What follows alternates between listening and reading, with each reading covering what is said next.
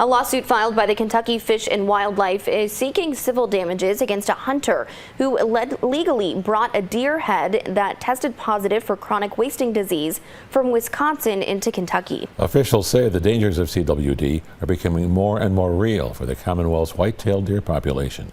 WBKO's Derek Parham met with our state wildlife veterinarian to tell us more about this deadly disease.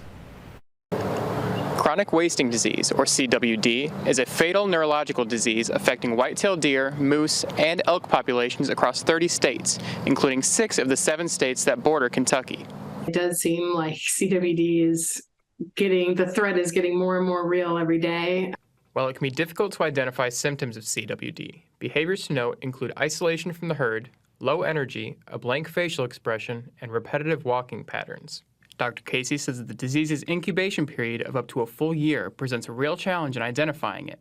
And while the disease can remain hidden for some time, it is always fatal. What's interesting, we're not talking about a virus or a bacteria or parasite. We're talking about this weird category of disease that is a prion. It's extremely hard to eradicate because it's very hardy in the environment, meaning it's almost indestructible.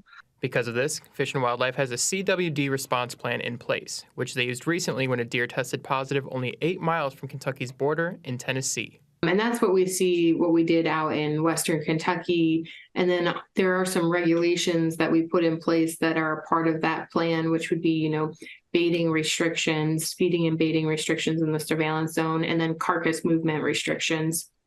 5 western Kentucky counties currently have baiting restrictions in place to cut down on the risk of spreading the deadly disease. Regulations on carcass movement between states also help to limit the spread.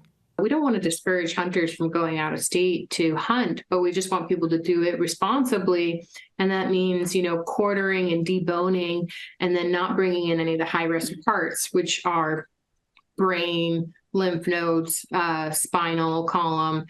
While an infected carcass from a Louisville hunter was safely disposed of, area hunters should remain vigilant and take advantage of area testing facilities. We have a freezer drop-off program that is free for hunters. All they need to do is chop off the head and put it in a freezer, and you fill out some information on the deer and your contact information, and then we get it submitted for testing, and then you can go online and look up the results. Reporting in Bowling Green, Derek Parham, WBKO News.